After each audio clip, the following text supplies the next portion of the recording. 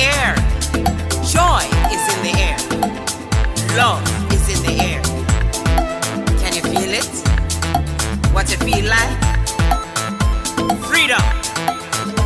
What it feel like? Don't sleep on it, brother. You might get left, sister. Can you feel it? What it feel like? Freedom. What it feel like? Justice. No need to be counted, cause I am down. Down, down, down. Down, down, down. Down for the end of racism, for the end of bigotry, cause I am down. For the end of misogyny, that's right. For all the isms out there, just down, down, down. Let's bring it down. Rise up, people. No more foolishness, and let's bring it way down. Riding the river of change into the cries of contrition. This is the way that we bring it down.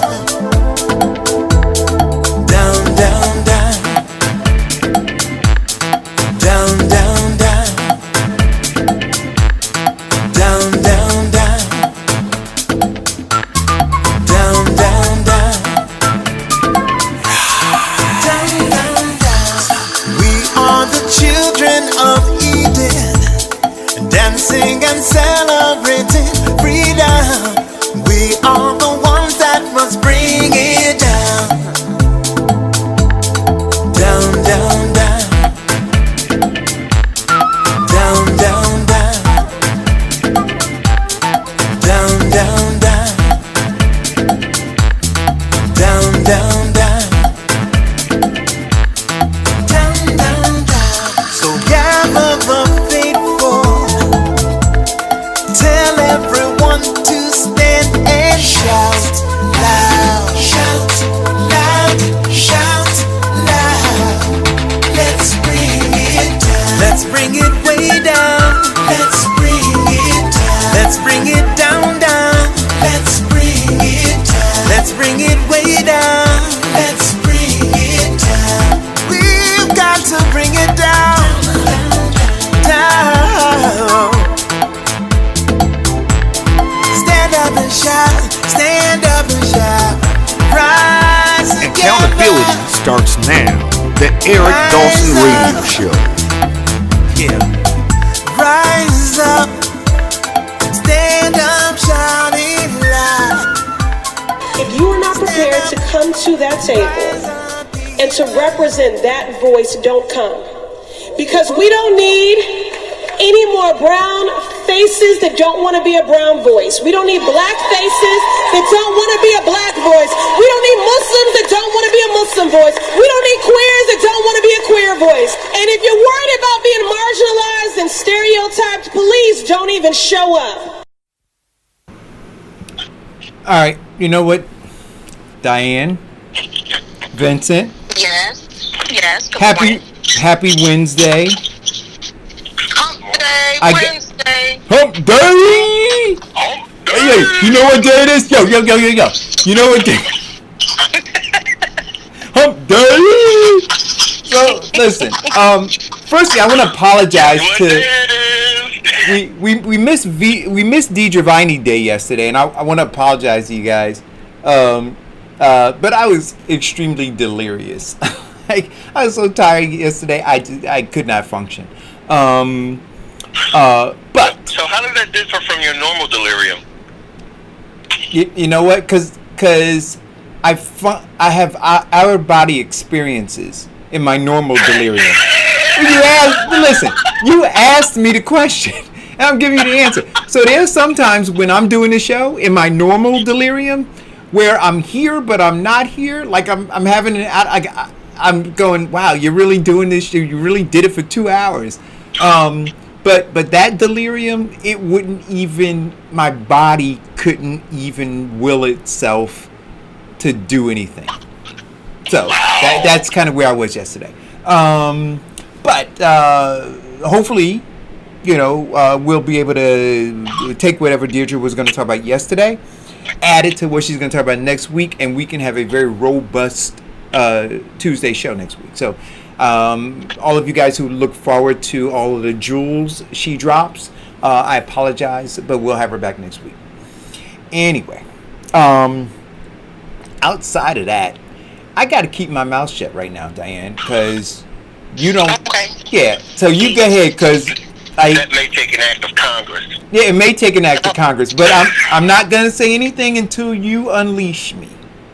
Okay, so neither snow nor rain nor heat nor gloom of night. Couriers from the swift completion of their anointed round, while the post office is currently being revamped by the new postmaster put in place by Trump.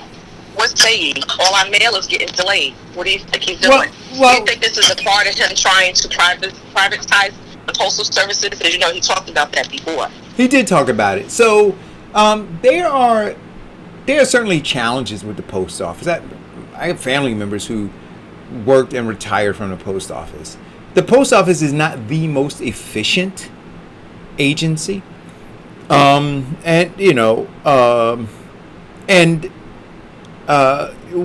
I'll say is this: everything that Trump is doing isn't bad. A lot of what he's doing is, but not everything. There are some instances where, there are things that need to be trimmed, the things that need to be streamlined, the things that need to be thrown out because they're not working anymore.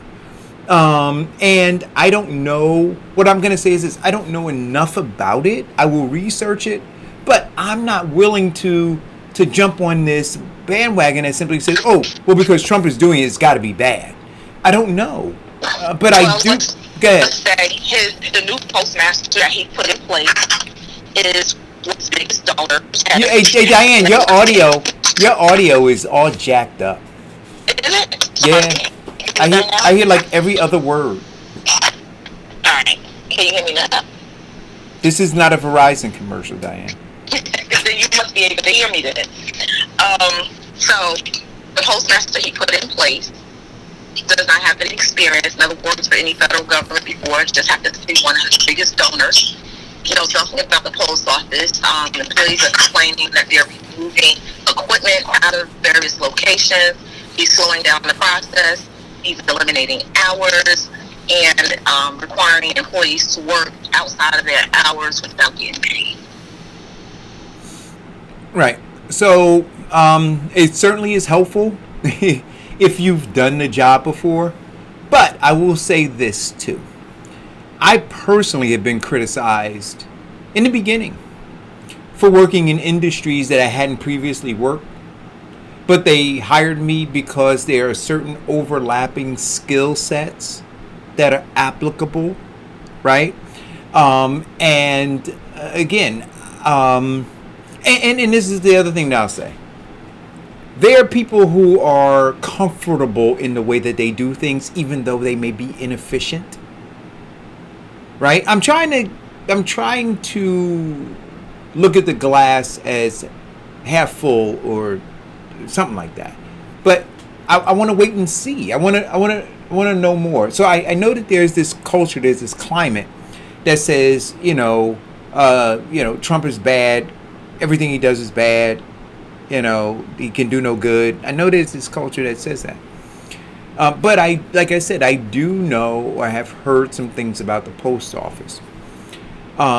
And I do know that people who work in environments that they've been working in for 20, 30 years, they don't want to change. They don't want to change. Let me throw my 2 cents in that postal thing. You just have 2 cents to throw in? Just 2 cents. Go ahead. Not unless you unleash me, and I got a whole roll of quarters. Oh shit! In a sock? Wait! You got a whole roll of quarters in a sock?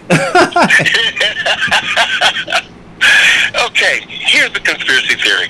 Trump has, one, crippled the post office by defunding it, by having them pay into future payments, and so it has crippled the actual postal service. At the start of the coronavirus, he has been attacking the postal service because everyone has been talking about mail-in ballots. Now, even though he mails in his ballot, his family mails in their ballots, he's saying that mail-in ballots produce a great deal of fraud. Then he assigns the Postmaster General, and I spoke to a couple of people in supervisory positions in the United States Post Office, and they're saying that the moves that he's making basically slows down the Postal Service. So he is looking to slow, my theory, he's looking to, one, use the Postal Service and the mail-in ballots, because that's what that's where the trends are going right now, to take or cheat or steal this election. Does he? So we're talking about the election, because he doesn't have to steal it now. Democrats gave it away, but we'll get to that later. We'll get to that later. Listen. Hey, let's send the word to Washington. They don't have to steal the election. The Democrats gave it away. So, Vincent, I don't dispute what you're saying. That when you are in a position of power, right, that you use your authority to leverage advantages for yourself. You mean stack the odds in your favor? Yeah. So, okay, yeah. But listen, that happens at every stage of government, doesn't it? Now, every stage of government. So I wouldn't put it past him looking and saying that, right? So that seems reasonable. I can go with that.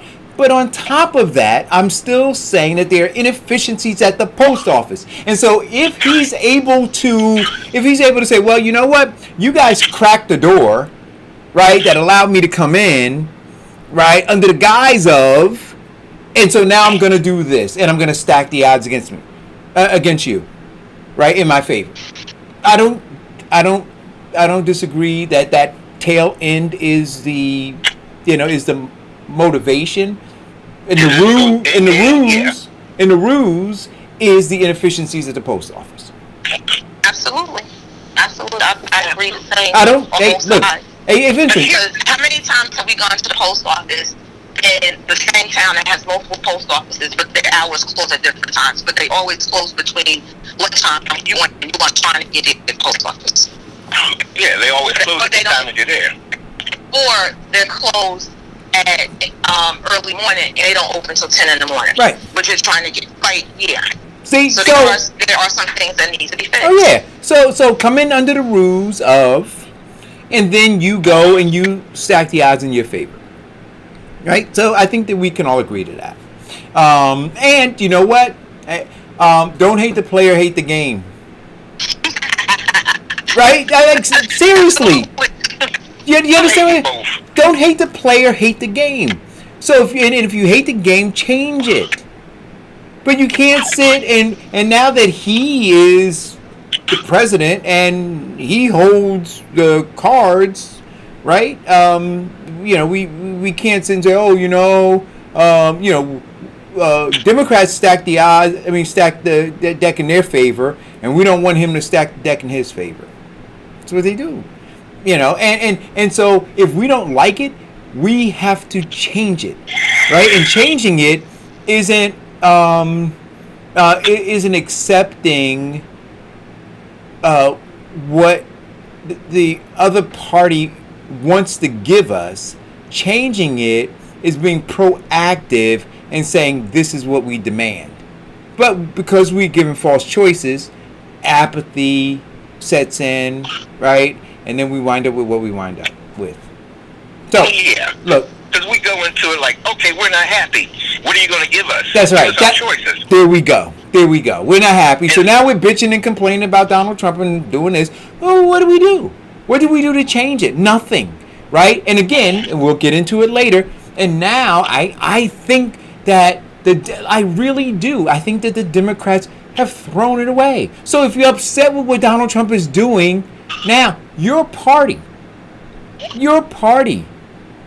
is doing worse, I think. Well, I think our party, and when we get into it later, I think our party, the Democratic Party, is trying to minimize their risk. But we'll talk about that a little later in that strategy. So, on the home front for education, Betsy DeVos has been missing in action. And while educators in various states are trying to get some direction as to what to do with opening and closing schools, she has not been around. So if you read in the newspaper recently, who reads newspapers? If you read on the news, social media sites lately, you will see that Georgia has now sequestered 1,000 students home to quarantine because they've been sick or come down with COVID. Well, you know what? Can I say this before we get into that? Because you asked the question about newspapers. I think it's fascinating that newspapers are still around, right? I do. And the reason I say that is this. I told you, I worked in publishing for decades, right? By the time a book is published, the information is old. By the time a newspaper is printed, so you go through what it takes to put a newspaper together, right? The story's written, it's approved by the editor, right? Or you got to change it, you got to do it, you got to meet whatever deadline to go and press. And then after you do that, then it's printed, then it's packaged, then it's put on a truck, then it's delivered. Now, in all of that time, things have changed. Like right now, Diane, while we're talking, the news is different. It's dynamic, right? And so I just picture a person, and my uncle used to be one of these guys in his Brooks Brothers suit with his wingtips, getting on the train. And hey, Vincent, you know these guys, right? And women do it too. How they fold. I was one of those guys. Right. There's an art to folding the New York Times. Oh yeah. Diane, have you ever seen it? And putting it under your arm? No. I'm talking about as you read it. There's an art.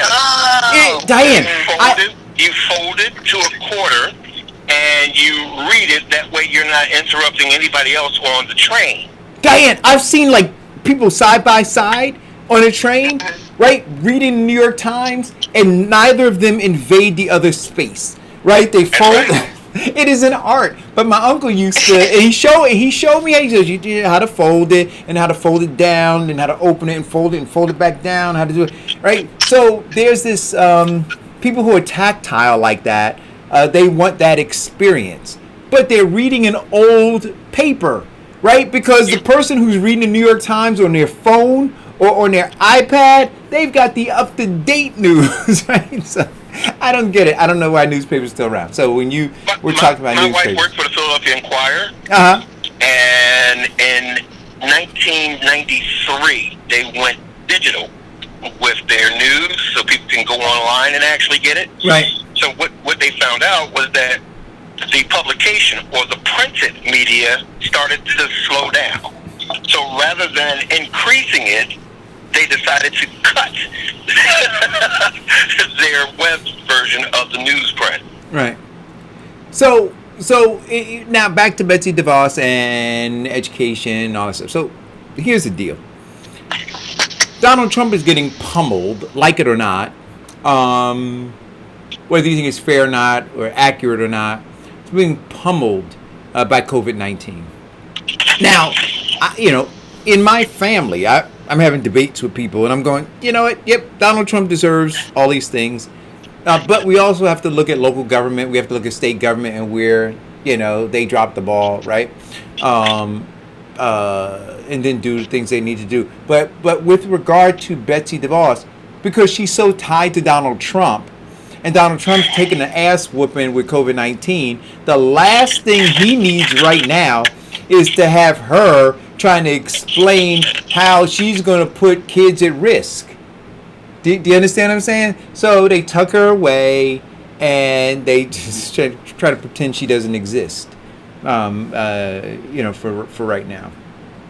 Wow. So in Elizabeth, local news, school teachers, 375 teachers have called out for medical reasons. Good. They believe it's going to go up to 600. Good. That's out of 2,000 teachers. So therefore, the board has voted this past Monday that the new school year will be remote learning only for 28,000 students due to the teachers' shortage. Yes. For COVID. Yes. I mean, look, they need to protect themselves. They can't look. If you have the power to say no. I'm not going. I'm not going to do that. You're not going to send me into the gates of hell. I'm not going to do that. What they should have done in the first place. Yes. Yes. Yes. And they need to all band together. Back to two things. The governor is not protecting the students or the teachers. The school board is not looking to protect the students or the teachers. That CDC regulations, they're not even reaching, a majority of them aren't even reaching half of what they're recommending. And that's the minimum protection that they can get. No. Kids, no. I'm not putting my life at risk. And here's the thing that really kicks me in the behind. Everybody who has a private school, they're all online. They're all doing distance learning. But the public school, which consists of the majority of the black and Hispanic people, they're pushing to open. Does that make any sense? Where's the Black Lives Matter when you're going to put your child at harm's risk? Oh, God, please don't say those words. You're going to make me throw up in my mouth again. Union County, New Jersey is now talking about painting Black Lives Matter words down the streets on various areas throughout the town. Oh. I'm going to throw up. Oh, God, Diane. So the Union County freeholders think that this is a good idea. I'm going to break my leash. Started to push back. Listen, Diane, I'm that wild rabbit dog. Can we break my leash? See, because this is all, look, I have finally realized this is all tied in. This is all tied into what you're telling me not to talk about right now. Right? It's all. That's why I'm giving you all of this up front, because it all makes sense. Guys, it all makes So, sense. They're stirring you up. They're stirring black people up, getting you emotionalized around this thing, and then they're unveiling the doo-doo at the end of the stick. So, teachers in California, we talked about them before, about how they were protesting and how they wanted certain demands to happen before they even came back to the school system. Most of the demands, actually all of the demands they listed, really didn't cover anything regarding to COVID. It covered health coverage. It covered special needs students having inadequate instruction while they were being shut down, while the schools were shut down.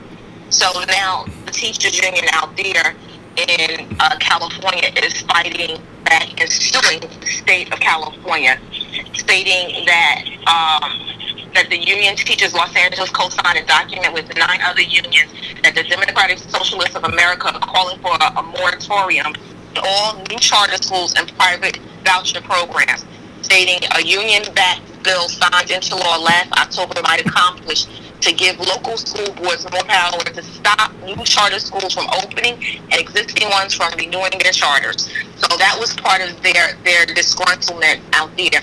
They want to shut down the charter schools, and they said they're not coming back to the public schools until you put a cap and stop them and close them. See how they've changed and moved from Black Lives Matter to COVID to now this is what our real issue is. We're trying to get rid of those charter schools. Because, you know, charter schools don't have unions, but they get the same public funding as the traditional schools. Yeah. Comment? Well, no, basically they're attacking the charter schools because charter schools perform. Although charter schools, like any other organization, has its downfalls. And we know that. However, the charter schools have been doing a lot in terms of progressing young black students to reach a higher level. So, wait a minute. Charter schools are actually working. We can't have them working. They were designed to fail. So let's shut them down.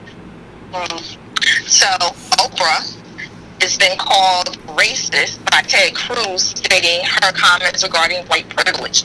So she has a podcast, and on her podcast, she had a former football player on, and they were talking about, you know, all of this stuff that's going on in the era in which we're living now. And her comment, her quote was, "There are white people who are not as powerful as the system of white people, the caste system that has been put in place, but they still, no matter where they are on the rung or the ladder of success, they still have their whiteness." Hold on, we got a call. Caller, go. Hey, what's going on, guys? I just wanted to call in and correct one thing Vincent said. The private schools are not all virtual, and as a matter of fact, a lot of the private schools are trying to get the parents to sign waivers, and whether you're virtual or not, they want you to sign these they want you to sign a waiver, and which is, I don't know why people are not bringing up the discrimination is illegal in the sense that you're gonna have me vaccinate my kids for all of these other contagious diseases, but now we have a new contagious disease. You want me to sign my rights away? But that's a whole nother conversation. But at the same time, when you use the word all public schools, all private schools are doing the same thing because they want to get people back in the building too. So, and to his point, to your point about charter schools are not all that progressive. They're teaching to the test and just taking public money for private organizations. Charter schools have a lot of issues as well. Don't glamorize them like they're perfect. That's not a good way to categorize charter schools. As I said earlier, now first let's address the issue of the private school, because I have 4 nephews, 6 nieces, and 26 cousins who go to private school. They tried that back in July to have them sign waivers. When they came out with the COVID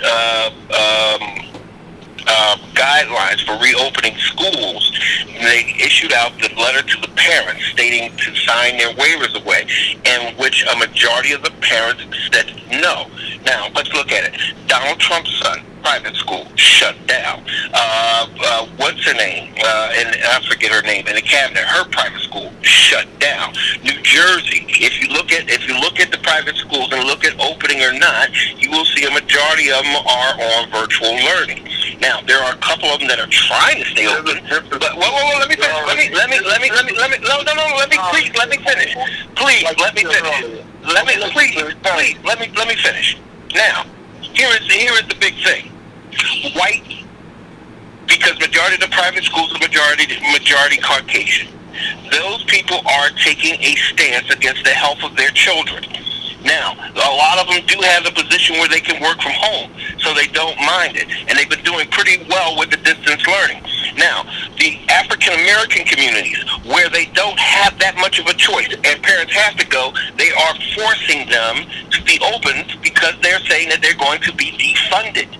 And that's the only huge reason. Now, what you said, I said earlier about the charter schools, they do have their issues. However, if you look at the test results on the state mandated curriculum, they have excelled over most of the public schools in terms of children per taking the test and their grades.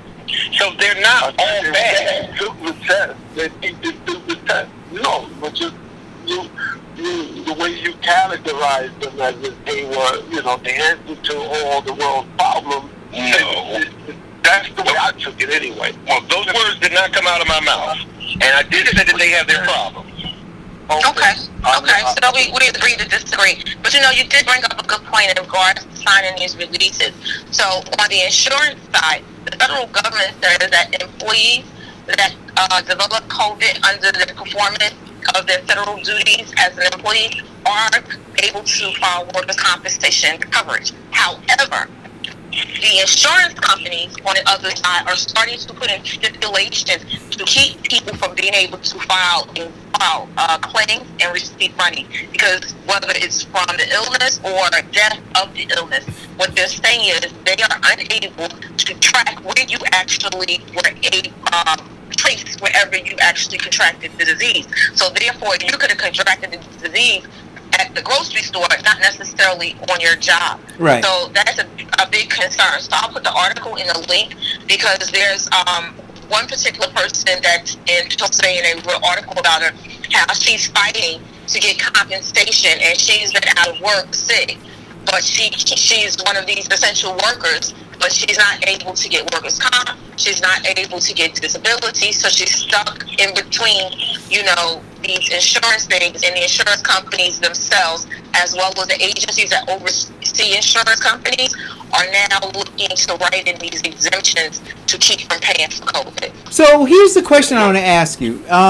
Let's take the what was the 911 first responders, like that fund, right? So Yes. You have a lot of people who died, those first responders who they wound up contracting cancer and other kinds of issues, and Yes. and they died, right? Now, is the argument there that once they acquire whatever disease is, that they now go through some tracing to see whether or not they so that they were first responders? So with that, no, they didn't do anything in regards to that. Basically, the requirements in order to apply is there's an extremely not short but long list, maybe 30 different types of illnesses that you could have contracted. If you fall into one of those 30 illnesses, Then that's it. and you either worked in the area, worked in the building, was a responder, lived in the area, Right. went to school in the area, you were able to file for a Right. claim. So they didn't look and say, wait a minute. So Diane, so they didn't. Can I add something? That was such a localized thing, and this is on such a grand scale. If we start, because we don't know the long-lasting effects of COVID, on top of the amount of life loss, and this is on a grand scale throughout the whole country. This is to crush the insurance companies, crush, Absolutely. Now that part I agree. Absolutely, and that's why they're looking to knock these exemptions out and make it so difficult for you to be able to apply for it. So you literally have to say, I was a nurse, I was a doctor, I was working here, and this is how it happened. And for them to be able to really track it. But again, you can't. But based on Diane, but based on what you're saying, that's. So I got a sister who's a nurse, right? Mm-hmm. She could contract it on the job, Mm-hmm. or her son or her children could, Contracted from her. no. Or they could have contracted it from school, right? Brought it home. They're asymptomatic. Give it to her, right? Now she's got it from them, not from the job, even though she's a nurse. Right. And so what Diane is saying is this: that the insurance company, they're saying, wait a minute, you can't prove it was on a job, and so guess what? We don't want to have any liability there because you can't prove it. Right. Now, some hospitals, what they're doing, and I think this is where the people are going to get caught up, and not just hospitals, but other companies. When you start paying people these, what they call COVID-19 bonuses, for the frontline clinicians and other people, essential workers, when you purposely put money in place to say that I'm going to give you, what do you call it, exposure pay or risk pay, you're hazard pay. You're making yourself liable and open for a claim. Because you're acknowledging. Because what you're saying is, we know there is a problem and an issue and concern, so we're going to pay you for it, an additional, because you're putting yourself in harm's way. Right. Now that's going to hurt the insurance companies as well. I never thought about it like that. Yeah, so this whole thing is all new to everybody, but it's not new to everybody because some aspects is like you take from what was happening with HIV and when AIDS first came out and people didn't know what to do and how they were treating things and treating people, and then you go into the phase of, okay, now this may be a long-term thing, and like you said, Eric, there may be long-term repercussions, breathing conditions, all types of medical issues that may happen. And just like 9/11, a lot of people didn't drop dead right afterwards. People were still dying and still filing claims from deaths from 9/11 today. First came out of firemen, police officers. Well, that's the same government ploy that's been going on for years. Look at the Vietnam War veterans who've been dying from Agent Orange. They still haven't paid those claims and still doing that again. So well, they are paying, just so you know, they are paying some claims between a certain period, but right. The person has to, the veteran still has to be alive to do the claim. So, for instance, my father died in 95. They didn't start paying until maybe 1980. Right. So they 80. So, no, I'm sorry, he died in 95. They might have started in 2005. So, because he's not alive, they won't allow you to claim that. There's a whole lot of stipulations to it. They make it so, and they know because they do it according to the age. They say, well, these are the people we know the age group that would have been affected. So if we stretch it out and start now and say this is the exemption period, they won't really pay out. What they'll pay out, they'll give back again in premiums. Exactly. And that's the same technique they're using now that they're saying for the teachers and the students for opening up these schools, opening up these quote-unquote essential businesses so that they can not pay them. And then by the time they actually decide to pay, the bulk of the people are going to be dead.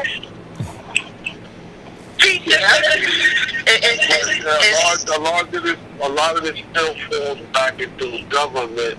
On the highest level, on any level, that they never came up in our area. They never came up with the contact tracing, and a lot of this community. When you open the school and the community spread starts happening in the school, and then they bring it home to the families. And now because you signed the waiver, and the kids brought it home to me, and I can't go to work to take care of the family. It's still a complicated issue that government didn't really address when it comes to contact tracing. Right. Absolutely right. You're telling me that I got to go out here blind and I should sign all my rights away, but government is failing on so many levels. Okay, so just because you said that, I'm going to bring you that even more so because you talked about employees coming to work sick. So there was a news article in the paper a couple of days ago about a sanitation worker in the city of New York that talked about how he was promised to get benefits 3 months after employment. He'd been employed for 2 years already. They weren't giving him benefits. He's already used his allocated 20 sick days, and he's now COVID positive and had to come to work, working in the sanitation department. And he said he's not the only one who's been affected. Wait a minute, he tested positive for COVID, and he showed up at work. Because he has to, because he has no more days, and he has to pay his bills and take care of his family. So now he's forced to come to work sick. So think about that. Again, and the whole issue that we're actually looking at, and the reason that we are still in this situation with the COVID-19, where other countries are starting to lower their cases, ours are excelling because of the simple fact of money and greed. They are forcing people to work. They're saying that everything is open up. They're forcing people to come in sick, and they're forcing people to spread the virus. Not only at work, but then you bring it home. And then you bring it, and look at this contact tracing. The big thing that they do with the contact tracing is the same thing they do with the testing. There's not enough of it. Right. And you really don't know how accurate the information is that they're obtaining anyway. So you talk about the city of Newark sanitation workers that are forced to go to work sick. Then you come across from the city of Newark and you come into the Port Authority and you have the airport workers out there protesting because they don't have health care. Right. So what they're saying is they're exposed to travelers that come and go every day. And these these airport workers were out here on last week, and they were protesting and rallying because they don't have health care, and they too are forced to come to work even when they're sick. Oh, yeah, and you know how they neutralize that? They don't talk about why these people are out there protesting. They talk about these people all huddled up in one location without a mask. Right. So, yeah, so what we have to do is actually, it's about time that if we're going to take a stand, and let's That's the simple fact of, you know what, schools do not need to be open. I don't care how much. They don't. I mean, because think about it. And I just went back to the article for the Newark employee. He has 40 hours of sick time. He's a garbage truck driver, used up all of his hours, has no more time, had to come back. So now the union employees are now out there, and they were protesting. The city sanitation, the public works, and the utility employees were sick with the virus, and some even died. And still, they were still going back into work, the ones that were able. Wow. So there's a problem, and it's universal in many cities. That people don't understand how to handle the situation, nor do they understand how to keep services going while keeping people healthy.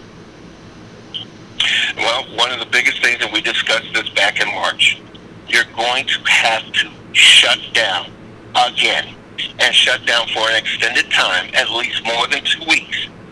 And then you're going to have to reopen slowly with one, testing, and two, with not only testing but contract and distance tracing, and three, you're going to have to. The government is going to have to compensate for people who cannot work.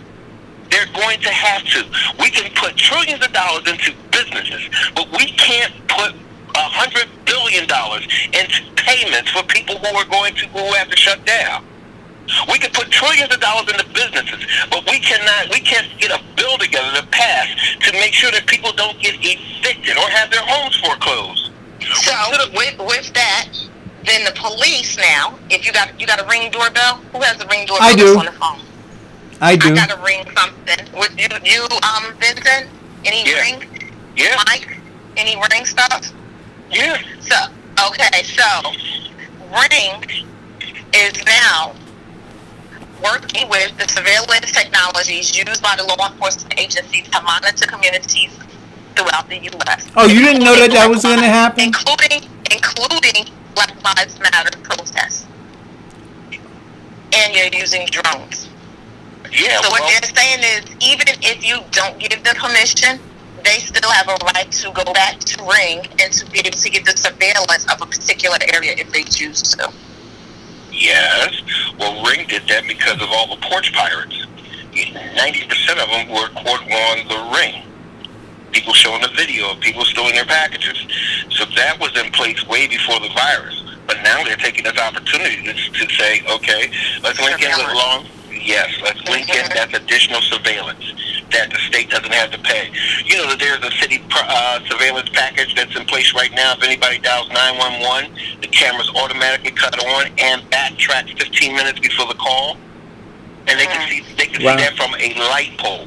Wow. But we get these townships that are just so budget conscious because they're paying all this money for their family and friends who do very little work, rather than putting that money into safety. Yeah. We can't sit there and get. Hey, wait a minute, Diane. Have you ever seen a drone? Yeah. No. Hold 1 second. Caller, please. Wait. Caller, please wait. I was in my backyard the other day, and I happened to look up, and there was a drone flying right over me. Was drone or police drone? I don't know. You can't tell. It was a drone, though. You can't tell. Yeah, because they're too far up. You can't tell. Right, but it was a drone, and then all I was thinking to myself was, you know, they got cameras, they got video, right? And I don't know if they're looking at me. I don't know if it's just recreationally flying it. I got. Maybe they're scoping out your zucchini. Yeah, listen, don't get me started. I feel so bad about my zucchini plant. I went and picked that one zucchini, and then the plant died. Oh God. Oh God. So that plant birthed one zucchini. That's all it had, and I took it. But listen, I used my spiralizer, or Amina did, and we put that thing in a salad. It was amazing. Anyway, but back to the drone stuff. They got to regulate this because I don't feel comfortable. I put a fence up around my house because I'm that kind of guy, right? Now you're gonna make me go to the cone of silence. Caller, go. Caller? Hey, Hey, Eric, what's up, man? Hey, Vincent, what's happening? Hey, Diane, how's everyone, man? I miss you, Eric, for the past couple of days, man. Hey, Will. Good to be back, man. What I'm about to say is this. Vincent, I just want to say to you, in reference to these New Jersey schools, well, you know, Governor Murphy today is going to announce the can start all remote major reversal, and New Jersey schools can start all remote and major reversal of reopening plan. As the debate continues to rage over the schools to reopen desperate the coronavirus pandemic, Murphy will announce later today that public schools will have the option of starting the school year with no in-person classes if they meet certain criteria New Jersey Advanced Committee has confirmed. So in Orange, the superintendent had a town hall meeting on Facebook Live the other day. Okay, he broke it down the way it should have been broken down. Orange will start on September 8th through October 2nd with all remote learning. Okay? Also, each school has a plan of going 2 days out of the week in Orange. That reverses the middle school, the elementary school, the high school. The schools will shut down on a Wednesday, okay, for a thorough cleaning of all facilities, okay?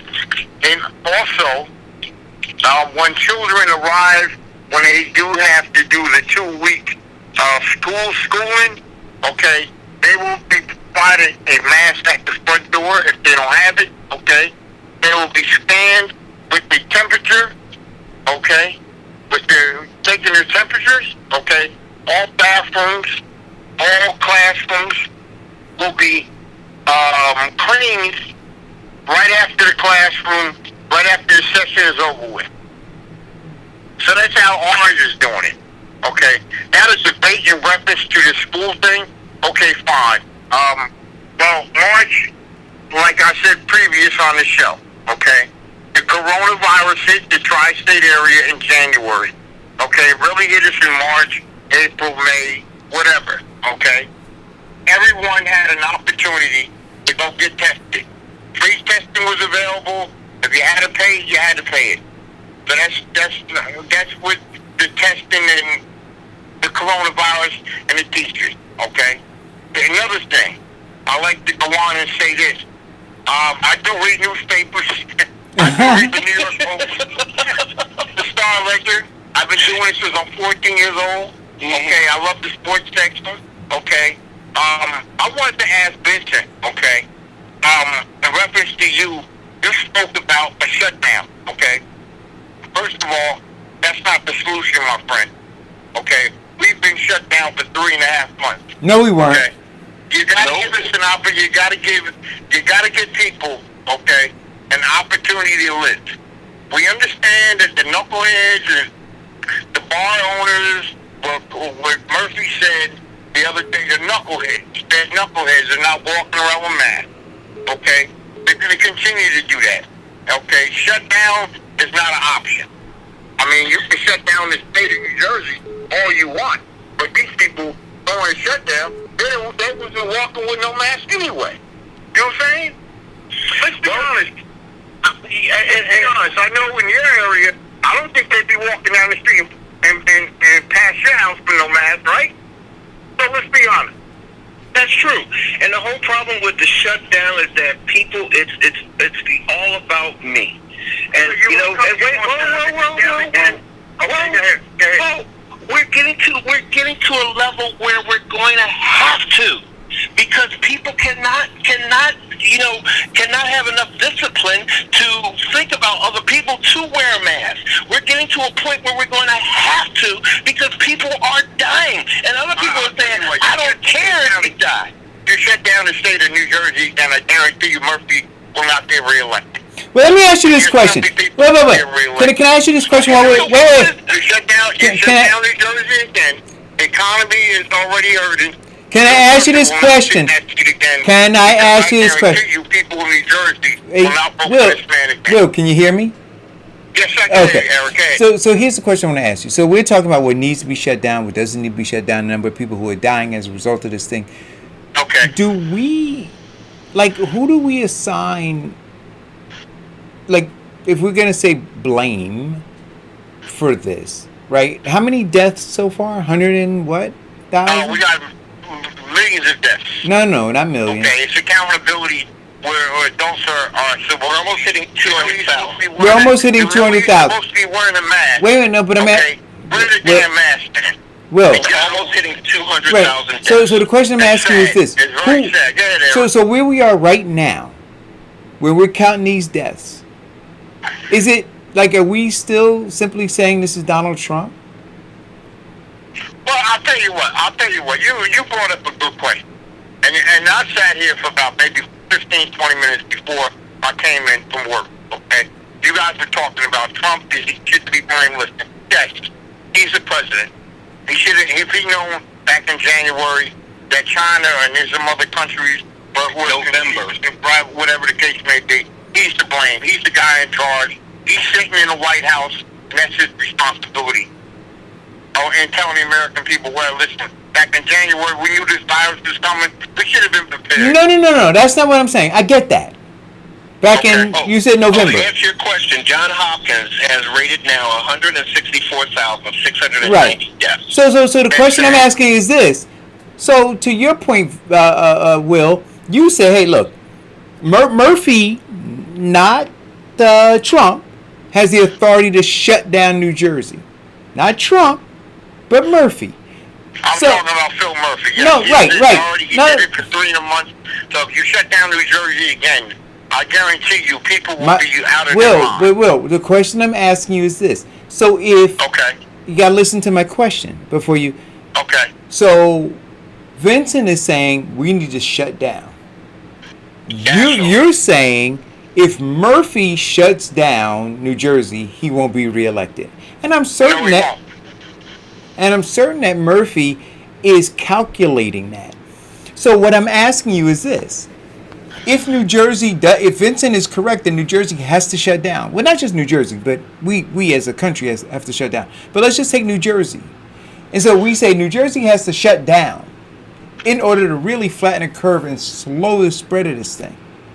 Right? And then Phil Murphy, because of a political calculus, says, I'm not shutting it down. For the deaths that occur from that decision, are we still blaming Trump?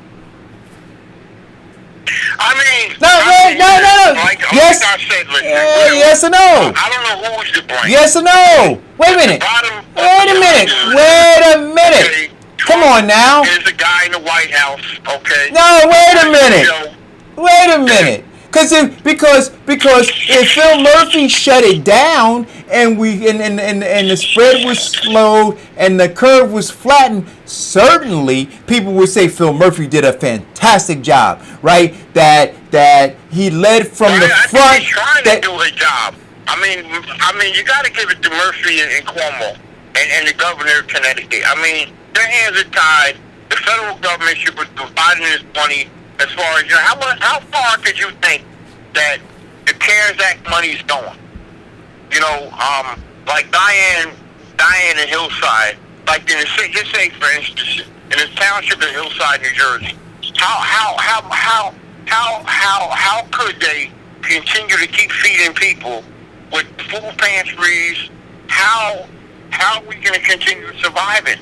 Because the money's going to run it. The money's running out. Because Murphy said we're broke.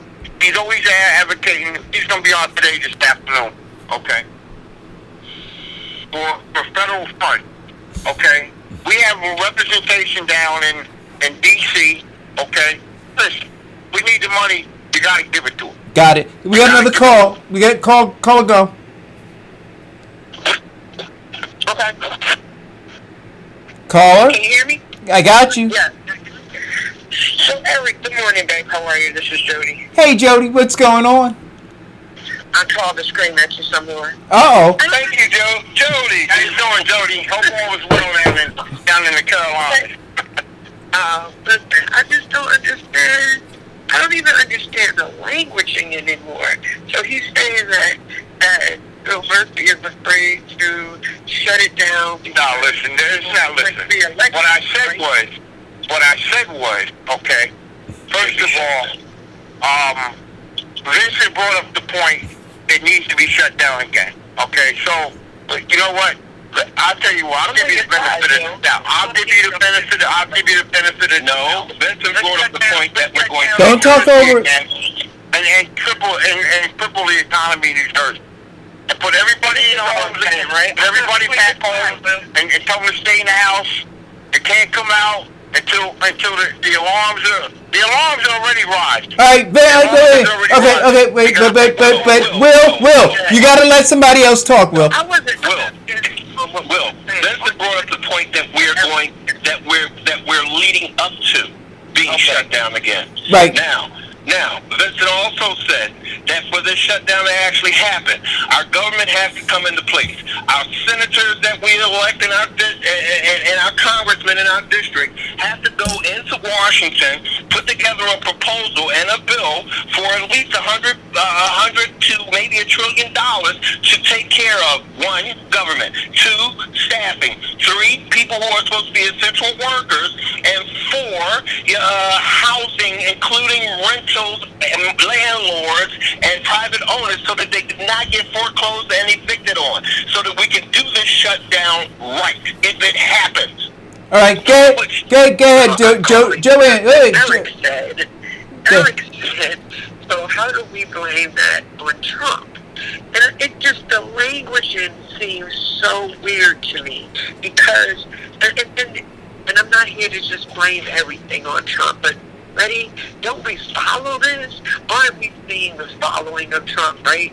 So Trump says a woman is nasty and disrespectful, so a man feels comfortable to call her a bitch on the stairs of the Senate building, right? And so Trump says we're not shutting down anything. We got to keep the kids in school because it's going to disappear in 15 days.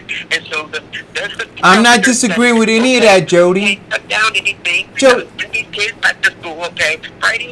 This when we, I think that language. But Jody, you're missing the point. Politics, right? But just for humanity. We can't. When you have the president of the United States, right, running amok, right? But you want to pick out and point out the bad behaviors of everyone else. Again, I'm going to say it. You're losing your legitimacy. Jody, hear what Jody, what I'm not gonna do is allow bad decisions that governors are making, bad decisions that mayors are making. I'm not going to allow them to hide behind the bad decisions that Donald Trump has made. That's all I'm saying. Right? But I agree with that 100%. But here's where the legitimacy loss is, right?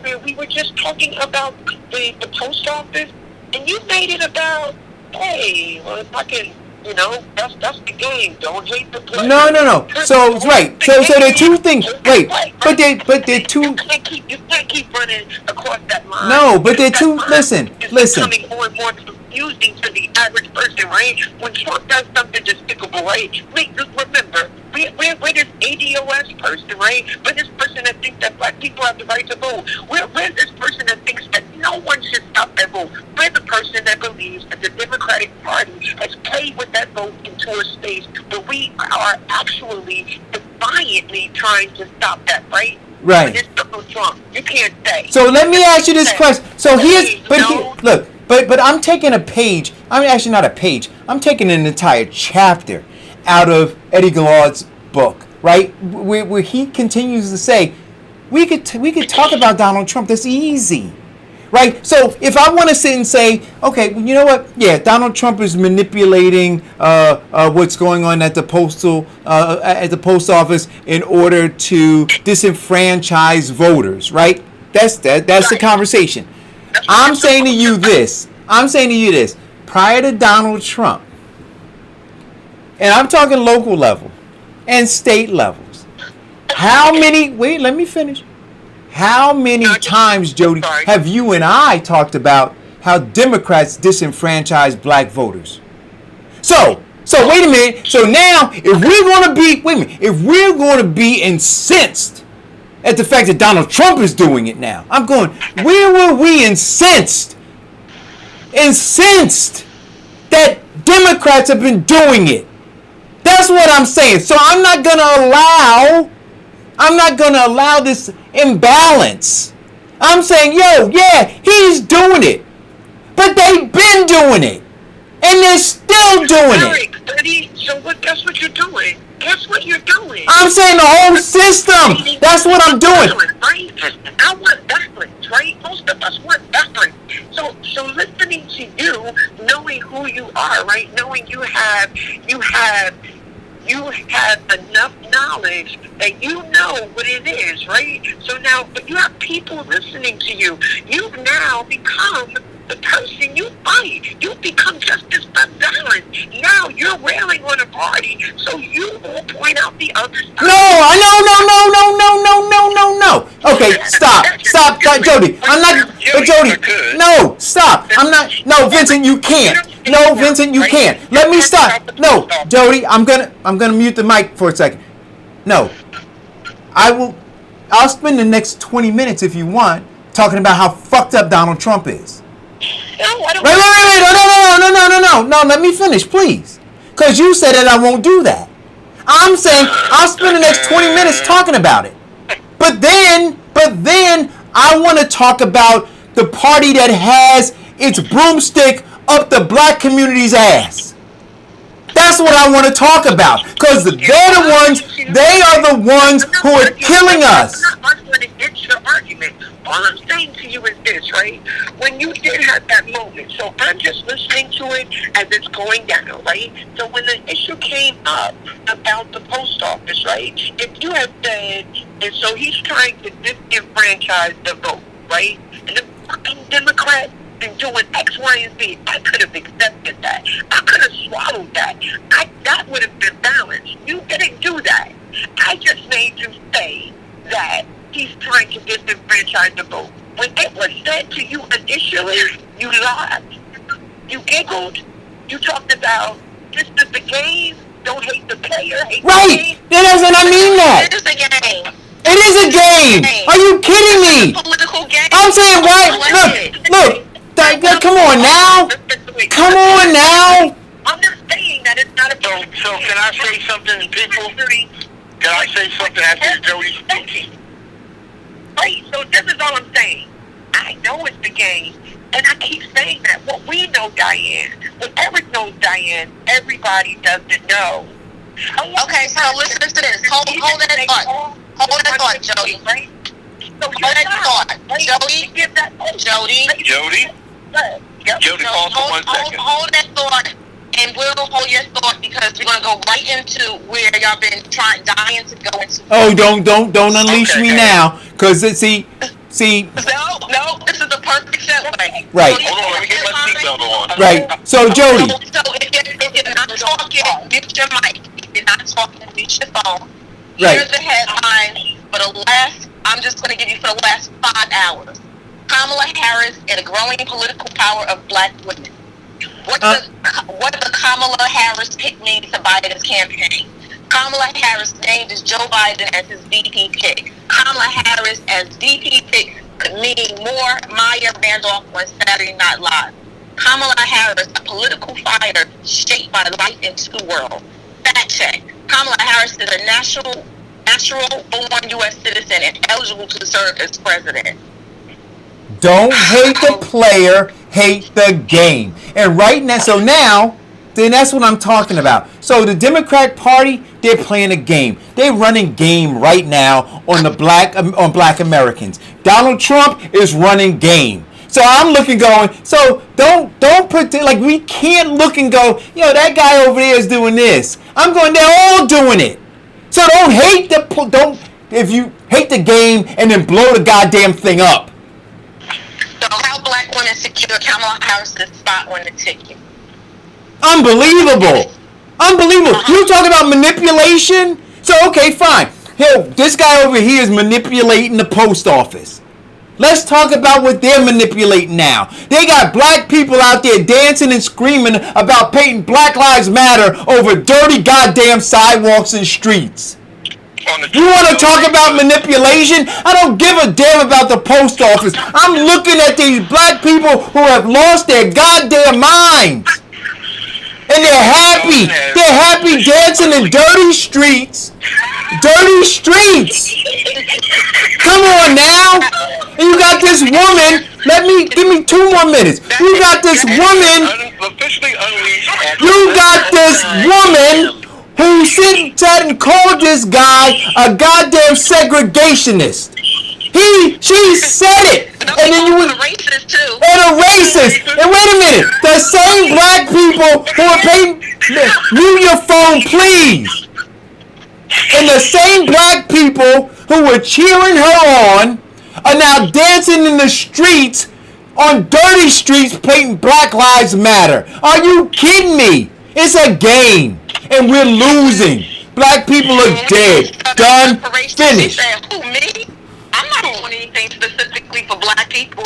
What? I didn't take no cotton. So why am I concerned about what he's doing with the post office when I see that my people are so goddamn illiterate, they're so immature politically that they don't even understand. On one hand, they dangled them and said, hey, call him a segregationist. And they said, oh, didn't she get... She went so far as to put a shirt out after she did it. After she gave her little zinger on the stage at the debate.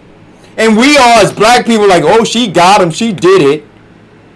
But now we sitting there going, oh, we got a black person. Now, you know who I'm... And then I'm done. I'm going to let y'all have this. No, I'm gonna let you have this after this. No. This is please let me finish, and then you got it. Ayanna Pressley, I will come after you if you don't come after her, cause you said no more black faces without black voices. That came out of your mouth. Out of your mouth.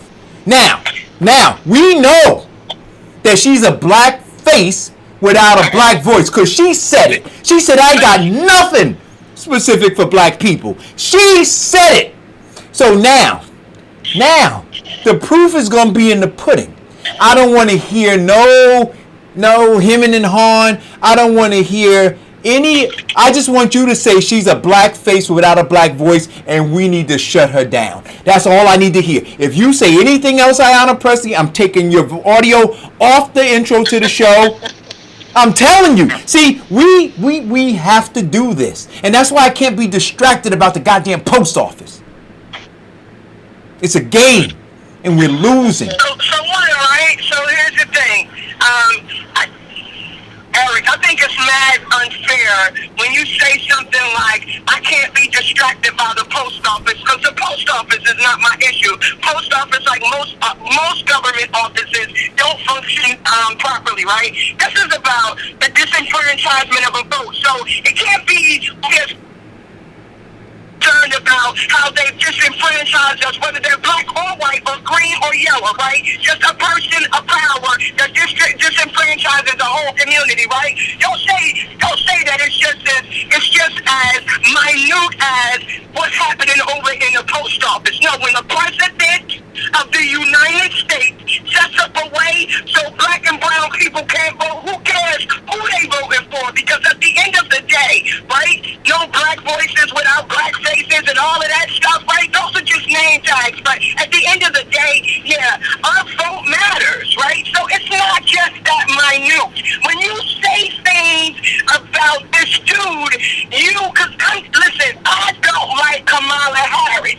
I don't think she should be president of anything, but what I'll continuously say on social media is that if you don't hold one accountable, you lose credibility to hold anybody accountable. You can't say in all good conscience if you care about the people or the process, or that the process runs the way in which you as an American or a black American want it to run, and only have this conversation in a box. So when you start discussing in an election, wait a minute, He got his rail. I want my rail. It's an election. It's a presidential election. We are in that space. So we can't talk about just a couple of the candidates and leave the incumbent out there in, no. That doesn't even make sense. No, see, Jody, but you're missing it again. But you're missing it again, Jody. I'm not listening. Wait, but you're missing it again. Wait a minute. But you're missing it again, Jody. So what I'm saying to you is this. Jody, let me say this. So while you're talking about the president and what he's doing to the post office, I'm talking about what the mayor of the city of Newark does to the senior citizens in the building down the street. While you're talking about what the... Wait a minute, let me finish. You're only talking about that. What? I'm talking about all of that. I talk about all of that. I talk about the bad-ass mayors who treat their people like trash. Right. I talk about the bad senators, the bad senators. So wait a minute. So wait a minute. No. So wait a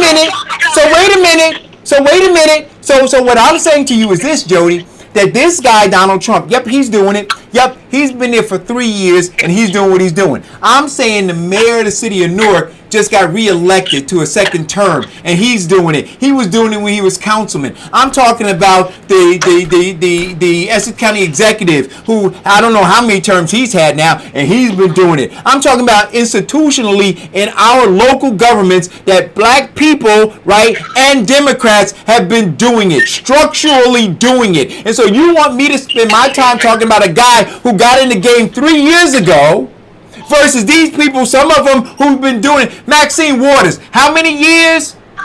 Nancy Pelosi, how many years? Chuck Schumer, how many years? So let's balance the discussion. So I'm saying you want to have a conversation with a guy who got in the game 3 years ago. Right? I'm saying don't hate the player, hate the game, because the game was going on before he got here and we did nothing. And now you want to talk about him? Come on. Now, if I could, and let me say this, Jody. I've been knowing Eric for over 3.5 years now, and I can say this: he does care about the people. Now, please let me finish. Let me finish. Now, do I agree with everything that he says? Hell no. And we've even had those disagreements on the air. Yes. Yeah, I do understand where he's coming from. Now, do I like the simple fact that, and you are right, this is a presidential election year, and one of the single most people that we can say has failed us in terms of leadership is Donald Trump. Now, am I going to sugarcoat that? No. I'm going to say that from the highest rooftop. I'm going to get a soapbox, put my mask on, and tell everybody that he's a piece of trash. Yes, but here is the thing. We all voice our opinion, and we come to an understanding from both points. I understand Eric's point. It's not just him. We're just mad at the simple because this game has been going on since the birth of America. But yes, but hold on, no, please, let me finish. We right now are dealing with damage control. It's not, it's like playing spades. We don't play the cards that we have, that we don't have. We got to play the hand that we are dealt. And this is what we're dealt with. Get him out. Is Kamala Harris the best choice? No. Because the majority of people said he should have got Stacey Abrams. A majority of people who said he should have gotten Rice. But for him, it was damage control. Now, let's look at this. Putting them in the forefront, we're doing anything specifically to them. Based on everything that we know about her, and based on what we know about Biden, and the facts on top, that I'm going to still say it, and you're going to say it may be crazy, but he has dementia. Based on all of that that's going on, why do you think the two of them were put together? What is the plan for? Because this is not a plan of winning to beat Donald Trump. Because they're running games. Why Kamala Harris is relatively simple. Kamala Harris is white approved because she's tough on black people, because she will do those things illegally. Bam. You know what, Vincent? I'm sending you some flowers. Kamala Harris is the slave whisperer, and all black people are following Probably. And you know what, Vincent? I just called 1-800-Flowers. I'm sending flowers to you. You are 100% right. She white approved.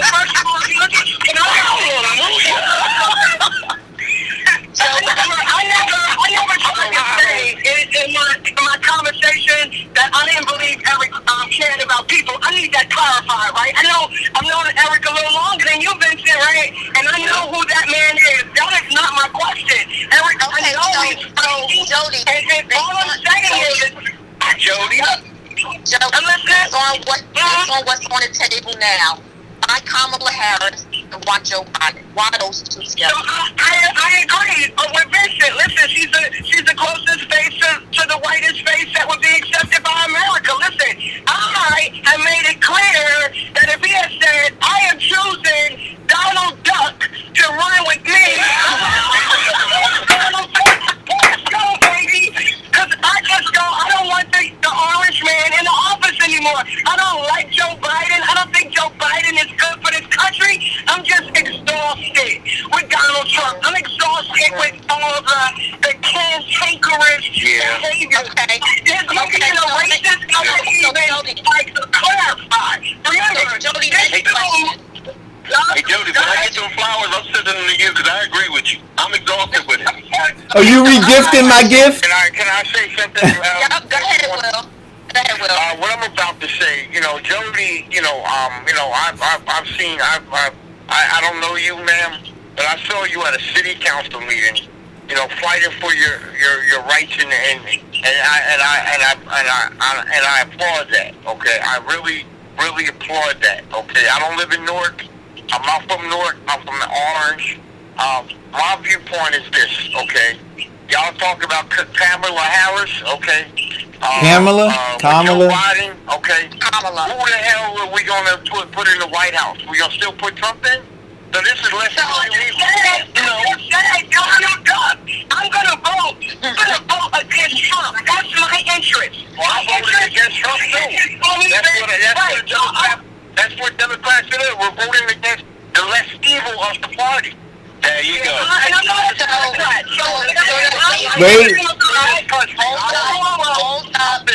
Jody, quietly, thank you. So that's the point that you made, Will. We're voting for the lesser two evils. But at what point do we stop voting for evil? At what point do we stop allowing them Diane, to put I'll get to this point, and I'm going to leave it, and you guys have a wonderful day, and elect Donald Trump the next president, okay? We have a problem in this country. You know what the problem in this country is? Because we don't got Donald Trump. So come in the primary, we didn't come out to vote, so we cried about that. So this is an opportunity to get this guy out of the White House, okay? You either, like the last presidential election, Hillary ain't too good. Hillary ain't promised enough jobs. You know what I'm saying? So we're voting for the less evil. So I'm voting against Trump, okay? I haven't decided if I'm going to vote for Biden yet or Kamala Harris, but I'm going to be voting, okay? Right, so, absolutely. We have a situation on our hands. We got to get out to vote. We cry like when Christie came in office.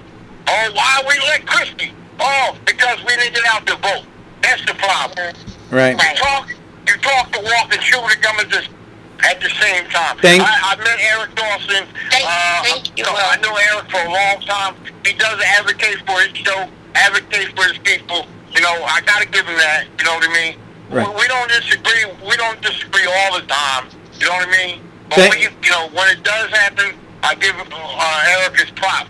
Thanks, Will. I'm still waiting for my strawberry banana. Hey, Will, come to the Union Farmers Market, Will. Eric Dawson. All right, Will. Thanks, Will. Jody, take care of yourself. Keep advocating what you're doing, even though you're not in New Jersey. And look, let's go. Well, you should advocate. Thanks, Will. For the people down in North Carolina to get Trump's ass out. Have a nice day. Thanks. We're gonna put all Jody business out here. But so the next question is, if Jody says you still want to phone, we're voting for the lesser of the two evils. That's what people are doing. That's how they're rationalizing this in their head. But going back to what I was going to say is, at what point do we start picking our own candidates? Right. Because, you know, Biden was given to us. We had a whole They're all lot given of to us. candidates. And right before COVID hit, all of a sudden the media started pushing. Wait a minute. Pushing. So Jody, can I ask you a question before you? Right, I want to ask this question, Jody. Before you answer that, right? I want to say this. Big Will said this. He said we have a situation. See, America might have a situation, but foundational Black Americans have a situation too. We have a situation, and our situation is not going to be addressed now. We're clear on that. I think if we're not clear on it, then we're not on code. Please mute your phone. Thank you. So our situation is not going to be addressed. So when somebody says to me, Eric Dawson, well, we got to get him out of office, I'm going, why? It's not my problem. I got a situation. Will just said it. I got a situation, and he's not impacting my situation at all. At all. Let's look at the date. Let me finish, please. Let's look at the data points. All of them. All of the critical data points that are negatively impacting Black Americans. He's not affecting them. The racial wealth gap, the education gap, the racial income gap, the housing issues, all of those things have been around. They've been around. And his 3 years are a blip. Structural issues are at stake here. Not him. So here's my answer to both you and Diane's question. I agree with Diane, right? But Diane specifically asked the question, so when are we going to have our own candidates that Biden was in large part given to us? And I agree with her 120%, right? But we are where we are, right? Like I said, Donald Duck, right? That to me is a failure of us as a people, that we've let these two parties engineer us for so long that we do vote for the lesser of two evils. I don't know if I'm going to quantify my decision as a vote for lesser two evils, because I recognize that all votes are not going to manufacture anything progressive for the lives of me and my people. I am specific with mine. That dude gotta go. That dude has to go so that the country can move on. So hell, that Black people can move on. What? What? So this is my opinion, right? Some things come along, right? And they turn things so upside down. Now, if you wanted me to be specific on the moment, this is what I would say to you, right? I'm a parent. I have a kid. They're going to school. This dude is still on national television saying this shit's gonna disappear, right? He's supposed to be the leader of the free world. I've been cussed out for wearing a mask. Because of him, I've been cussed out because the other person doesn't want to wear a mask. My kid doesn't go to school in this school year. So I can rail against Trump for policy, for behaviors, for situations that affect my life. Joe Biden, other than the fact that he can't cognitively make a statement without a flub that like totally harasses my intellectual feelings, right? And that I know that he's not going to be any different. But this dude got on television and has a message in that says Negroes are bad people. No, got it. Jody, we got another caller. Jody, he does that every day. Jody, I got it. Jody, got it. We got another caller. I want you to finish that, but we got another caller. Let's take this call, and I want you to finish. I don't know what the background sound is. That's just my point. That's it. Go ahead, caller. Hi, Jody. I love you. Caller? I love you guys, too. We have another call? Good morning, everybody. Good morning. What you got for us? Are you a Biden supporter? Are you a Trump supporter? You like Kamala? Where you at? Miss Diane, everybody, y'all know this is President. Y'all already know I was Kamala Harris fan. Diane, you know, I've been going off on Facebook all day yesterday, on Twitter all day yesterday. Oh, wait a minute. Happy belated birthday, Cesare. Wait a minute, Cesare. Happy belated Wait. Could I say something? Can I say something? Listen, there's nothing wrong with loving yourself. And when I see Cesare on Facebook and I see his posts and I see his this is a brother who embraces and loves himself, and the energy just makes people want to love him too. Happy birthday, brother. Thank you. I appreciate it. I'll try. Yo, wait, you have any of that cake left? Hey, Cesare, you got any of that cake left, though, man? Phone up or mute your phone. Yeah, I don't know whose phone that is. Please mute it, though. Will, and I think Will, you're going to have to disconnect them. Yeah, Will's still on. All right, I don't know which. Hey, Cesare, if I hang up. It's like a backseat. Yeah, Cesare, if I hang up on you, please call back. Oh, they muted it. Go ahead. So make your point. You said you are Kamala Harris or however you want to pronounce her. Kamala.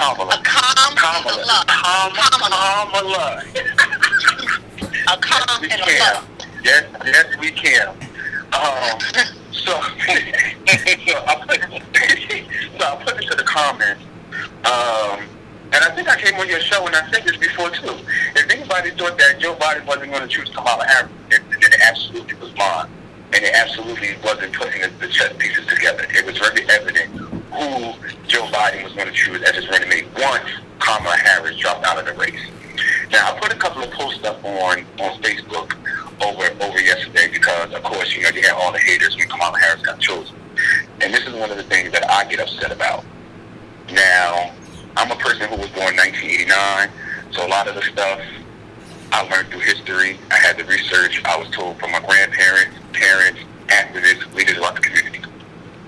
So people are mad at Kamala Harris for doing her job, but they're not mad at the people who voted for the bill in which the job that she had to do. People love Bill Clinton, and I'm not talking about individuals, I'm talking about as a whole, as black people. People love Bill Clinton for playing the saxophone and getting head in the Oval Office, but y'all hate Kamala Harris. People are also Wait a minute. Why do we hate Kamala Harris? Kamala Harris, we hate her because she was sleeping her way to the top. Is that the correlation between her and Clinton? No. We hate we hate Kamala, whatever her name is, Harris, because she. Kamala. Hold on. I'm not talking about you. I'm talking about black people. I'm talking about as a whole. I'm not talking about individuals. It's a whole. Okay. So, yeah, I don't think I'm individually talking about y'all. I'm talking about as a whole and the narrative that's being skewed. And I even saw a post this morning today where people need to hate Kamala Harris because she didn't prosecute the officers in the Oscar Grant case. Thank you. And I'm like, y'all don't even do y'all research. No, it's not a thank you. Y'all don't even do y'all research. Kamala Harris was the DA of San Francisco. She wasn't appointed as special prosecutor. She wasn't even on that team when the case was around for the officer to even get prosecuted in the Oscar Grant case. Kamala Harris, she was the Attorney General. She was not the Attorney General. Well, during that process, she didn't have a high office in California where she couldn't do any influence.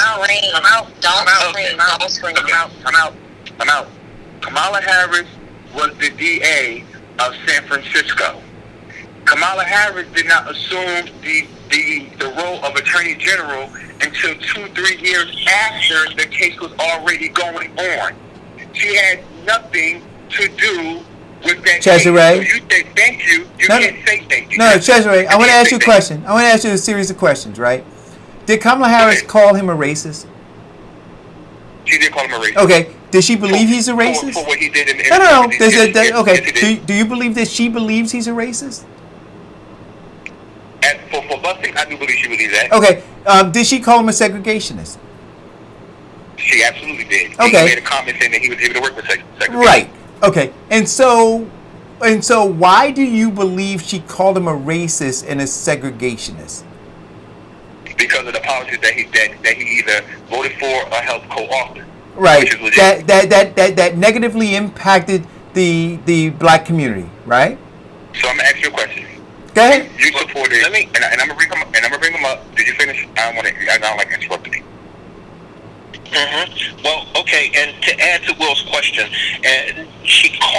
segregationist and a racist because she was playing a black card during a debate.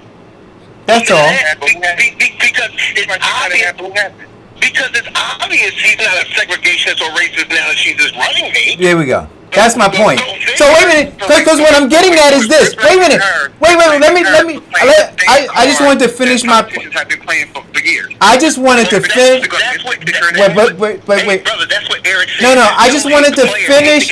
I just wanted to finish my statement. She criticized him for palling around with a racist and a segregationist, and now she's palling around with what she says is a racist and segregationist. I want to say that again. She criticized him and thought that he was unqualified to be president because he was palling around with a racist and a segregationist. And now she is linked to the hip with what she said out of her mouth was a racist and segregationist. I'm saying to you, that makes her a slave catcher. So does it make Bernie Sanders a racist because he wrote a 4094 crime bill? So okay. So wait a minute. So no. I'm asking the question because I know he supported Bernie Sanders. No. So I'm gonna answer your question directly. I'm gonna answer your question very directly, right? Bernie Sanders played politics because he was servicing a white community. He wasn't elected by people in Watts. He wasn't elected by people in Oakland. He wasn't elected by people in Newark. He was elected by people in Vermont, white people. And what was in that bill that he voted for serviced them. So he played politics. Straight up answer to you. So Kamala Harris. So wait a minute. But Bernie Sanders wasn't trying to appeal to black people. He was trying to appeal to white people. She's trying to appeal to black people. For president, he's been trying to appeal to black people. No. But you asked me about the crime bill. So when he voted for the crime bill, he was trying to appeal. He was appealing to his constituency. So does that make him a racist then? Does it make him a racist that he was appealing to his constituency? No, it made him insensitive. Wait a minute, I'm answering your question. You asked me a question. Let me answer your question. But you asked me a specific question. I'm going to give you a specific answer. It made him insensitive to what was important to me. That's what it did. I'm not going to say it made him a racist. Supported him though, right? What? Well, hold on, brother. Well, you talk about the majority of people like was in love with Bill Clinton, and he was the one who actually put together that bill that incarcerated more black people since slavery. And I've been saying that argument on Facebook too. That's what I'm saying. So now, wait a minute.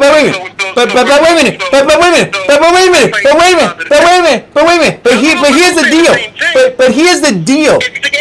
But wait a minute. But let me deal with the talking point that Cesare is talking about, right? So here's the deal, Cesare. In me supporting Bernie Sanders, let's be clear, it wasn't about Bernie Sanders. It was about a movement that was focused on the poor people's campaign, right? So it wasn't about Bernie Sanders. It was about a movement focused on a poor people's campaign where you had a man who said, you know what? I am going to be in support of this thing, and I'm going to help lift up people like Ilhan Omar. I'm going to help lift up people like AOC, like Rashida Tlaib, right? Like Ilhan Omar, like Ayanna Pressley, to tear down a system that has been oppressing the 99%. Now, I'm saying to you, you tell me where Biden is in that fight. You tell me where Kamala Harris has been in that fight for the 99%. I'm sorry? I've never been a supporter of Biden. No. I'm asking you about both. No, I'm talking about the whole team now, right? The Biden-Kamala team. Where have they been in the fight for the 99%? Both of them. So there's another point in regards to Kamala and the Biden combination. Remember, we're going to do a flashback of Kamala Harris, and she said she believes the women who accused Joe Biden of sexual harassment. But now he's a running mate. How do we justify this? We're always talking about we're voting for the lesser of two evils. Are we supposed to forget and move on? No. So what are we supposed to do? No. This is where I have a problem when it comes to, and I'm going to use the gender card.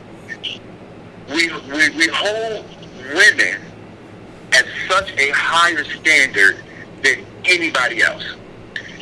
If we're going to forgive X, Y, certain amount of people for certain things, then damn it, we can do the same thing for Kamala Harris. People can't sit up here and say that we're going to pick.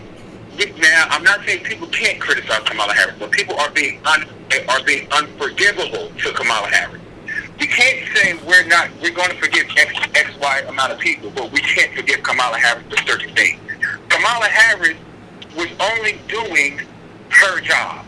This is what upsets me. As an AG or a district attorney, your job is to defend the law. Period. You can't sit in front of a judge and say, I'm not going to defend the laws of this land that you swore an oath to.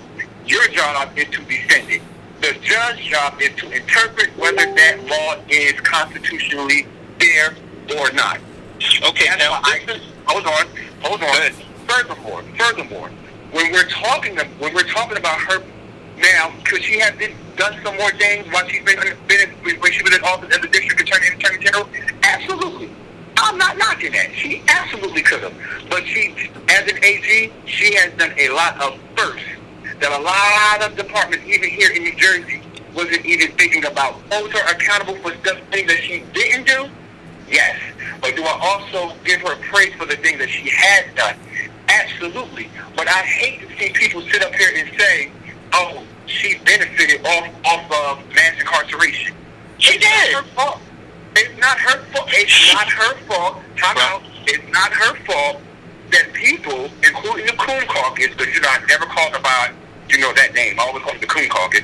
It's not her fault that people like the Coon Caucus and Bernie Sanders and Maxine Waters and Joe Biden and Bill Clinton, all these people before she even got out of law school, voted for this bill.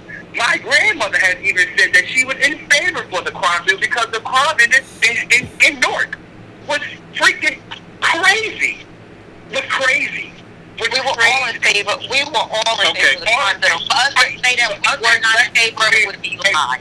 Now, if I can address Diane and Ms. Diane, that's what's upsetting me because not individuals, black people as a whole are acting like they wasn't in favor of that 94 crime bill. We were in favor at that particular time in the 90s. We were in favor of that crime bill, but as we see the repercussions and what they have done to add one to that crime bill and destroy black families, it's been something that we didn't expect to happen. We just did not expect it to happen because, again, we don't pay for our candidates.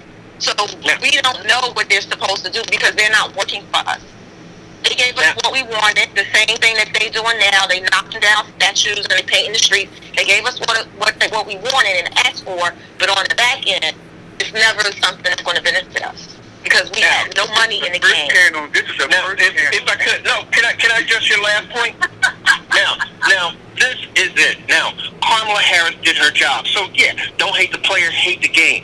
But as the Attorney General, her job is to, not what you said, her job is to protect the people. Now, she's to uphold the law. She is to uphold her interpretation. Okay. Then I'm not going to split hairs about that. But the main job was to protect the people. Now, when she had evidence that this brother did not commit the crime, she did not uphold the law or defend the law. She defended the Bill Clinton Crime Act. And she defended her assent in politics.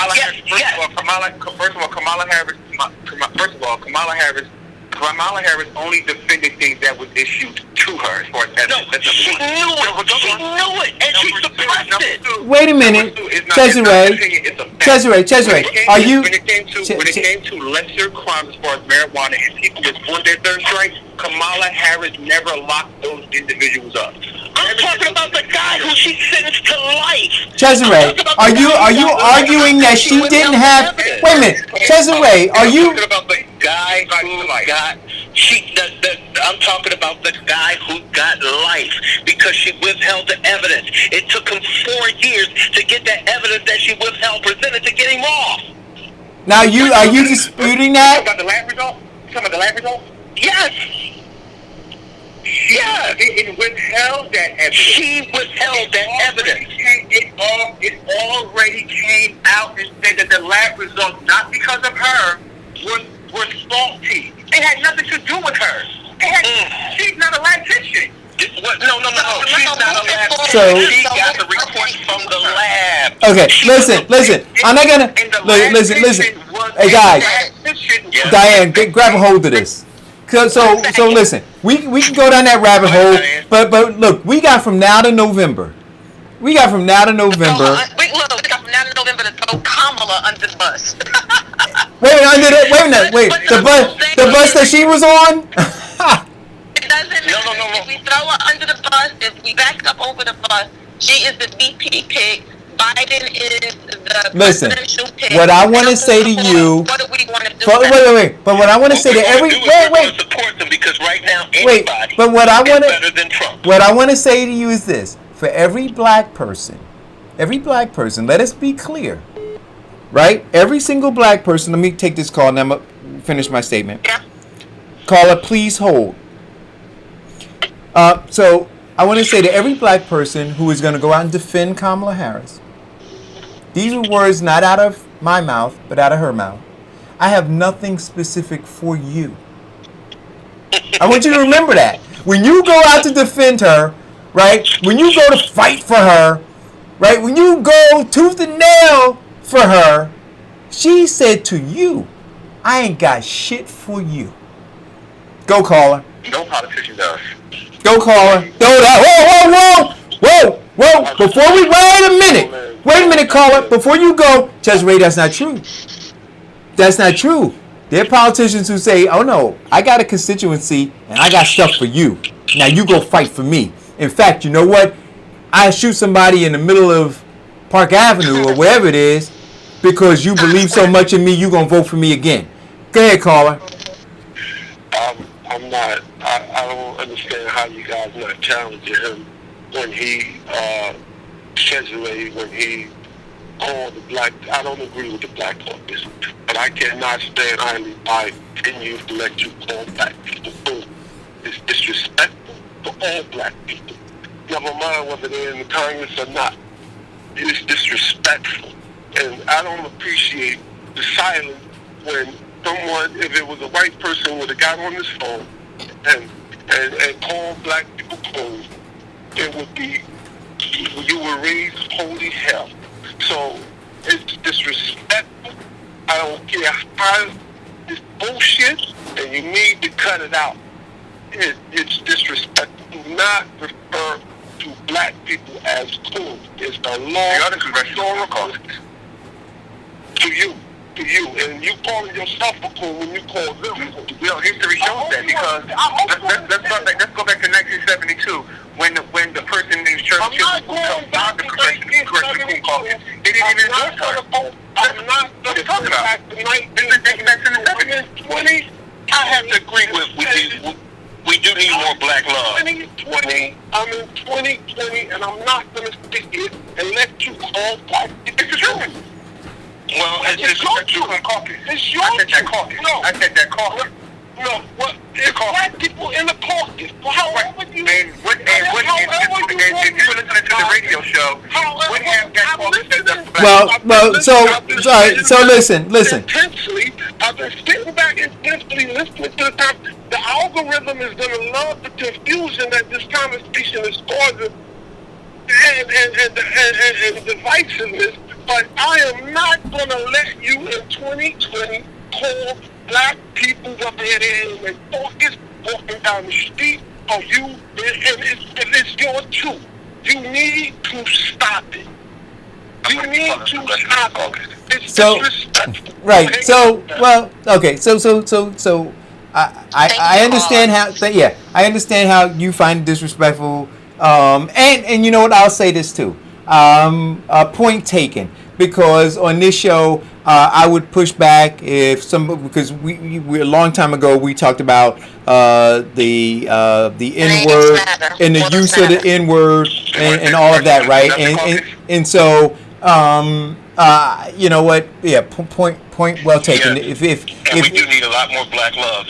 well, so I'm not talking about black love. I'm not putting my arms around no slave catch. Listen, I'm not putting my arms around no slave catches. Because I love black people. I'm not putting my arms around no slave catchers and no Negro whisperers, right? I'm gonna take a page out of Harriet Tubman's book. I'm gonna put a bullet in your forehead and keep it moving if you try to impede our progress to extricate ourselves from this plantation. That ain't black love.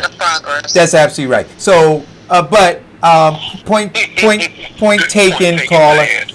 Point taken, caller. Listen. If we could go, if I could, 1 minute, back to Diane's question. When do we have our candidate? Is when we get off our behinds and we start supporting people who actually are looking forward to our agenda.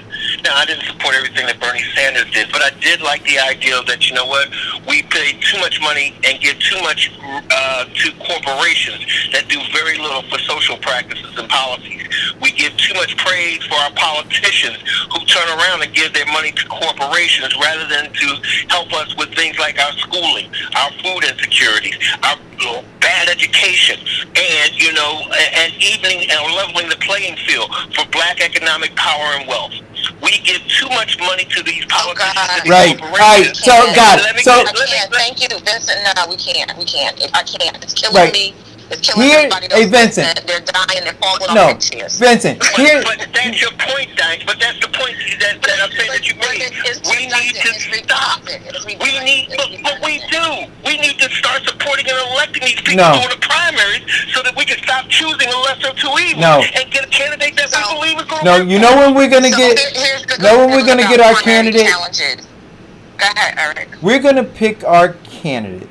We're gonna pick candidates when we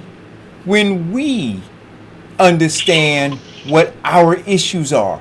We're confused right now. See, right now we believe our issue is Donald Trump. That's why we're not picking our candidate. Our issue ain't Donald Trump. Our issue's not Donald Trump. But we have been conditioned to believe that. And so wait a minute. What?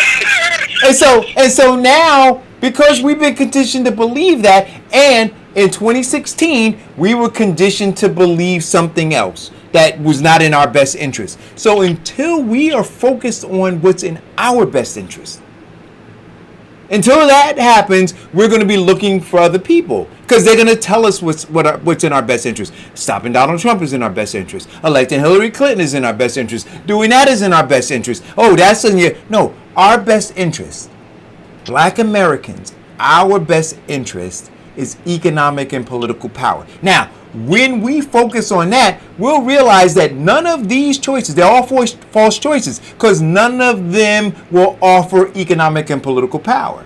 You see, that. So once we zero in on that, economic and political power, now everything they bring on the table we'll swat away like gnats, because we'll say that doesn't equal economic and political power. But until we do that, and as long as we allow them to roll red balls into the room to distract us from our interests. So even Kamala, however you want to pronounce her name, is not equaling economic and political power. But we'll sit here and we'll debate why she's the best choice, no, like Will said on the show, we have issues.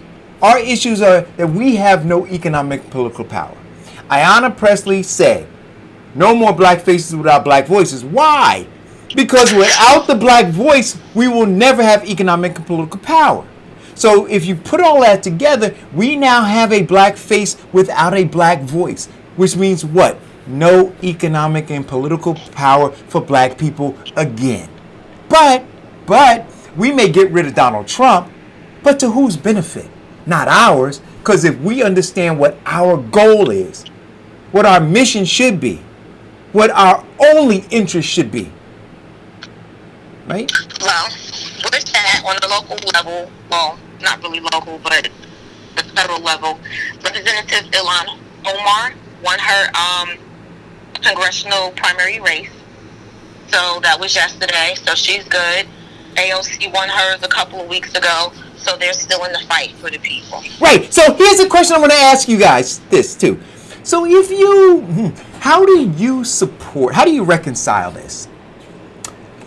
You got the squad and everybody in the establishment, both sides of the aisle, are trying to kill them off, including Biden and Kamala. But we know that those 4 women are risking their lives in some case. How do you fuel their enemy and cheer them on? How do you do that? How do you financially support their enemy and then cheer them on? Go Ayanna, go AOC, go get them. Go Ilhan. But you know what? Hey, Biden, I got your back. And Biden's got a shank to put in hers. Do you understand that? That's why I'm looking going, yo, this thing is all jacked up. My issue is I want to roll in the alley with those people who are rolling with me. And those 4 women are rolling with us. Now, AOC got off code a little bit, and I whoop American, because if you were, you know that America has never been good for me. So I ain't trying to make it what it used to be. I'm trying to blow it up. So hopefully she got that message. But outside of that, she's going hard in the paint every goddamn day. Meanwhile, she's taking body shots from people who are supporting Biden. So I can't roll with that guy. Well, one thing that we can do to answer your question, one thing that we can do is right. And so I got a problem. So wait a minute. So Cesare said that. So now I got a problem. You're 100% right, Cesare. So I got a problem now, right? Just because she endorsed the ticket doesn't mean that I flip over. I look and I got to check and go, wait a minute. Just like when Bernie Sanders went over there. I'm like, wait a minute. You know how far back you've set the poor people's campaign now? It's a wrap. But that's why Trump's gonna win. Because all of those people, they're checking out now.